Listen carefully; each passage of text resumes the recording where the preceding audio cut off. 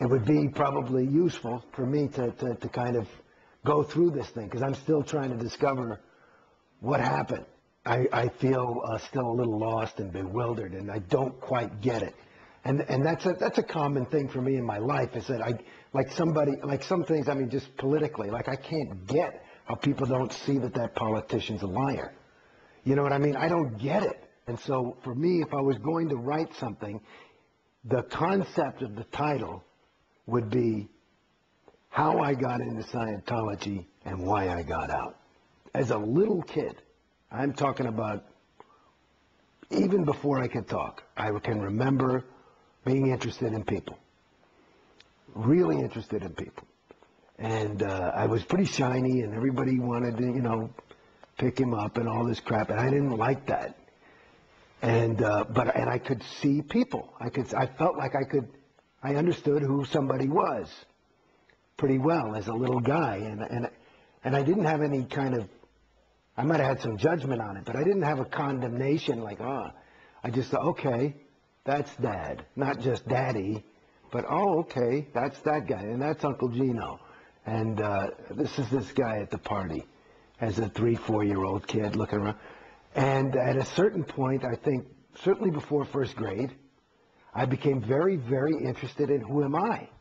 Not just, you know, oh, that's that guy I know, but I had some kind of a perception about a person. And so and as a little kid, I remember, because the way I could get how I perceived the people in front of me, whether it was accurate or not, I believed it was true, was kind of by looking into their eyes and saying who they are.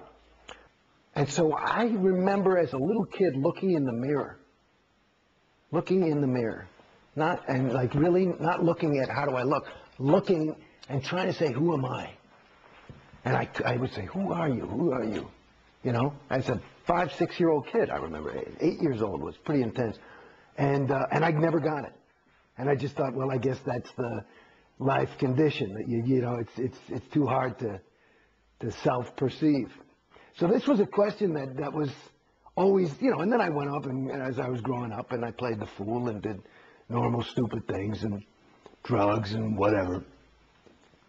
But it was always something that was in the back of my mind, and I was always on a spiritual journey one way or another, you know, either some new age shit, not a lot of organized religion. By the time I was 14 or something, I'd kind of lost interest in that, you know, but I would read a lot, and even to the point where as a 21-year-old kid, I mean, I remember I was into this spiritual teaching of this one guy who was originally teaching in French, and I learned French just so I could read it in the original French. You know, so it was important to me, but it was all based on who am I? And it kind of, I guess, that Greek know thyself type of philosophy. So somehow I got into Scientology, which was Bodie Elfman was in my acting class. And my acting teacher, who's a big disseminator, Milton Kitselis, was ranting about some shit, and which was pissing me off because it was wasting class. It was like you guys are auditioning me or something. He was pissed off, and he wanted more unmitigated just adoration, and he wasn't feeling like he was getting it.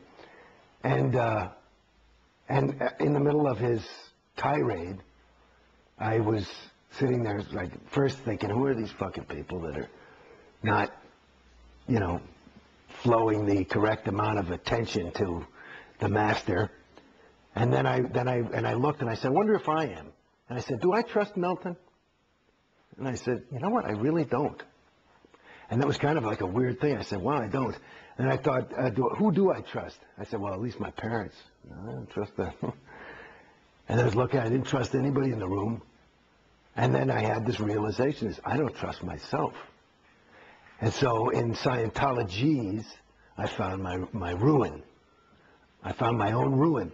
And for some reason, because I thought, oh, well, let me try and trust somebody. Let me try and trust Milton, which is what he was yelling and crying about in this whole big speech. And I thought, well, I knew he was a Scientologist. So I said, Bodie, give me some book on Scientology. I was doing a scene with him. And oh yeah, and he was this nervous little kid at the time. And so he gave me this big fat book called What is Scientology? A lot of pictures. And so I took this book and I read it. I think I stayed up mostly of the night and I read the thing. I mean, you know, I don't know if I got it word for word. I didn't clear all my MUs for sure. But I got through the thing. And I thought, okay, if that's true, fuck, I'll go clear. I'll try that. That sounds fine. So I gave Brody the book back the next day. I said, take me to that big castle thing. I want to check this shit out. So he's always very excited, you know. He brings me in, and everybody's all excited, and they've greased the path because, you know, I've been on TV and shit. And everybody's really nice. And I figured I want to do this Purif thing because I'd done drugs, and I could feel them in my body. And I read the thing, what the Purif's supposed to do. I said, you know, I had felt at that point like I hadn't done drugs for 10, 15 years, and I thought that was one of the biggest mistakes I'd made in my life. And I thought if this can really take that effect away, because I felt that I'd lost some of the shine that I'd had by, you know, I mean, I wasn't a drug addict, but I was a drug indulger. And so I go there basically planning on doing the Purif, but they've got to give this tour, and I must have gotten there at 10 in the morning, and I swear to God, I'm starting to go nuts. I've done tests. I'm on the cans with some lady. I'm like, fuck me, can I just buy this course and let's get going, you know? And then they do this, you know, thing. They give me my personality test, and I was all on the top of the thing, and they're still telling me that I'm fucked up. And I'm like, look, and they want me to do this. Finally, they go through I mean, I must have been there 8 hours. I'm ready to pull my hair out. And they say, you should do some little course called Ups and Downs. I said, look, I'll do the course if I can I just do the Purif thing? Yes, and you have to do the TRs and objectives first. Or with it. What's that? That's this course that I said, fine, just let's go. So I buy the course. I said, you know, I've been here. It's like 8:30 at night. And I said, can I start? And I had to get a little oral surgery, so let me do something. I came here for some Scientology. All I got was all this, everybody's selling it to me. I never got to do any, right? Because I wanted to try the shit. And so now it's 8:30, and I say, okay, you know, they say, well, you can start your TRs course. You'll do the TRs, you do and the TRs are these communication drills. Then you do the Purif where you clear all the drugs out, and then you do the auditing, which is called objectives, which is like this stuff where you walk across the room and touch the wall and all this kind of shit. And supposed to, the end phenomenon is firmly rooted in present time. I said, that doesn't sound bad. I'll do it. Okay, if you can deliver that. Cool. So I said, well, give me some Scientology. For Christ's sakes, I've been here since, 9 hours or something, getting nothing. So they say, okay, you can start your TRs course. So I go in, and I do this thing called an M7, which is basically Bodhi and the supervisor are kind of helping me clear the words through. And the first thing I ever did in Scientology was read Keeping Scientology Working, which is a pretty heavy bulletin. Yeah, explain what that bulletin says. Well, it's that basically is that Scientology, it's a very interesting bulletin. At first, it's updated. So you're reading the updates. I think it was written in 1965, and it was updated in 70 and 75. And those updates are before you read the actual bulletin, and the updates are like L. Ron Hubbard just going bananas. This thing is true. It was true in 1965. It'll be true forever. If you just follow this, Scientology will never fail, and it will take over the universe and will save all mankind, and we're the only hope for the world. So just if you apply this one policy, everything will be fine.